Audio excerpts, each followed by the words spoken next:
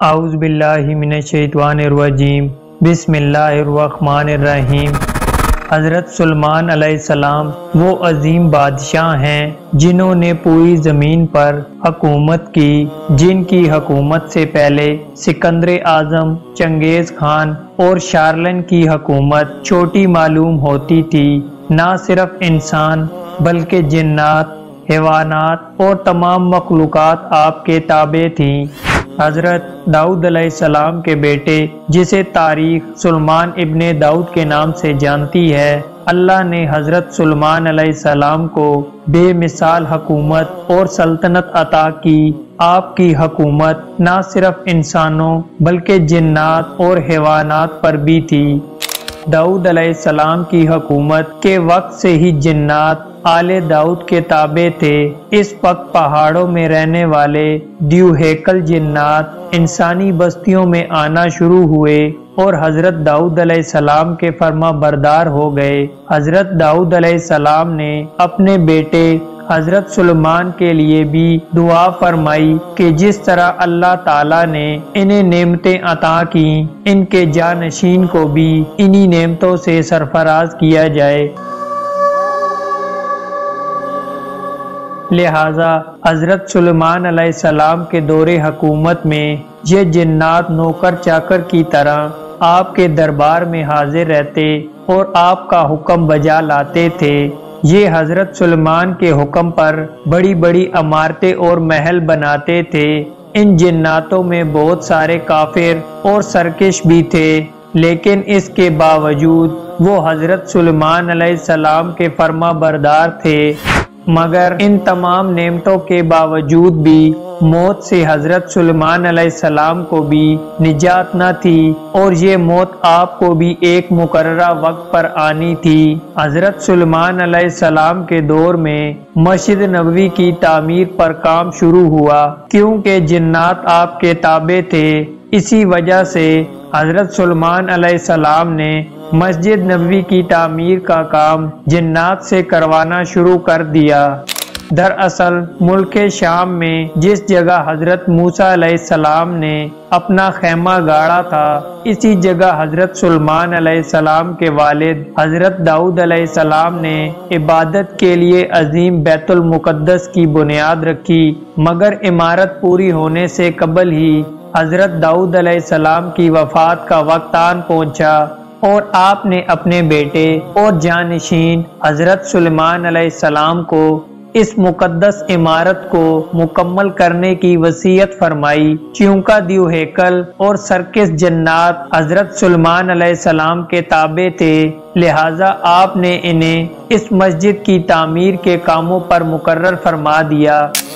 تاریخی شواہد سے پتہ چلتا ہے کہ ادوام کے علاقوں میں بڑی بڑی کانیں تھیں جن سے پتھر اور طرح طرح کے معدنیات نکالے جاتے تھے، جو انسانوں کے بس کی بات نہیں تھی۔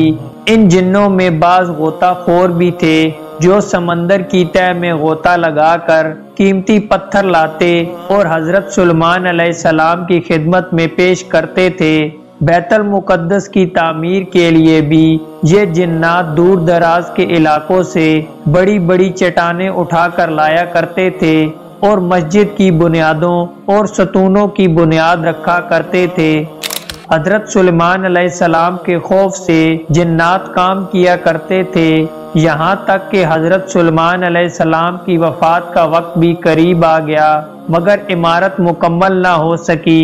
آپ نے دعا فرمائی کہ یا اللہ، میری موت جنوں کی جماعت پر ظاہر نہ ہو، تاکہ وہ برابر عمارت مکمل کرنے کے کام میں لگے رہیں، کیونکہ اگر جنات کو حضرت سلیمان علیہ السلام کی وفات کا علم ہو جاتا تو وہ فوراً کام چھوڑ دیتے اور تعمیری کام ادھورا رہ جاتا۔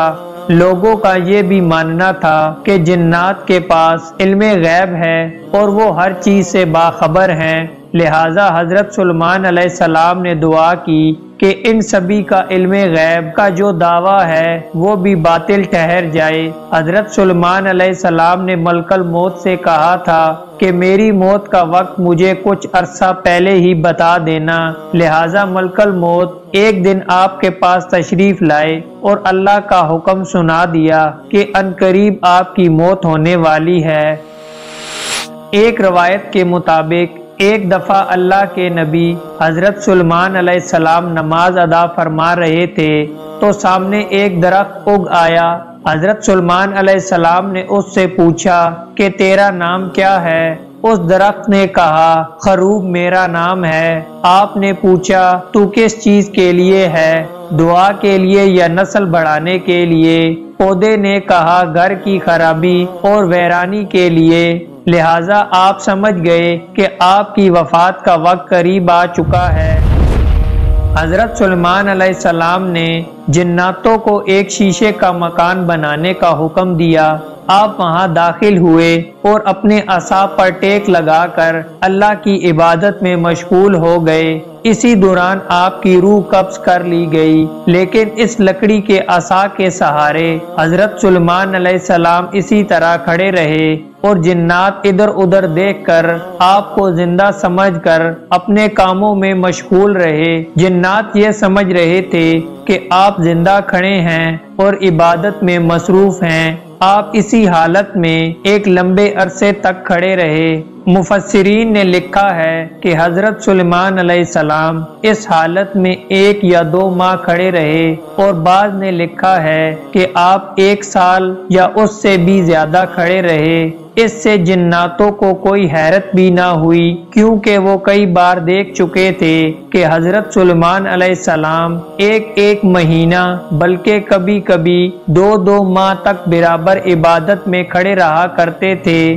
چونکہ انبیاء اکرام کے جسم مبارک زمین کی مٹی نہیں کھا سکتی تھی اور نہ ہی عام انسان کی طرح خراب ہوتی ہے، جیسا کہ نبی صلی اللہ علیہ وآلہ وسلم نے فرمایا، بے شک اللہ نے زمین پر حرام کر دیا ہے کہ وہ انبیاء کے جسموں کو کھائے، لہٰذا حضرت سلیمان علیہ السلام اسی حالت میں وہاں کھڑے رہے، یہاں تک کہ حضرت سلیمان علیہ السلام جس عصا کے سہارے کھڑے تھے، لکڑی کے اس عصا کو دیمک نے کھانا شروع کر دیا۔ عصا آخر کمزور ہو کر ٹوٹ گیا اور آپ کا جسم مبارک زمین پر آ گیا۔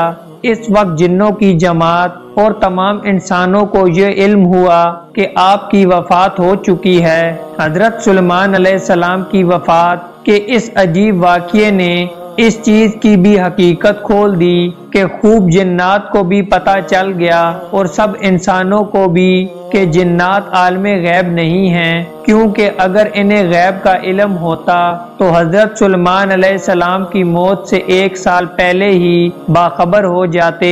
پھر جب ہم نے اس پر موت کا حکم بھیجا، جنوں کو اس کی موت نہ بتائی مگر زمین کی دیمک نے کہ اس کے اعضاء کھاتی رہی۔ پھر جب سلیمان علیہ السلام زمین پر آئے، جنوں کی حقیقت کھل گئی۔ اگر غیب کو جانتے ہوتے تو اس خواری کے عذاب میں نہ ہوتے۔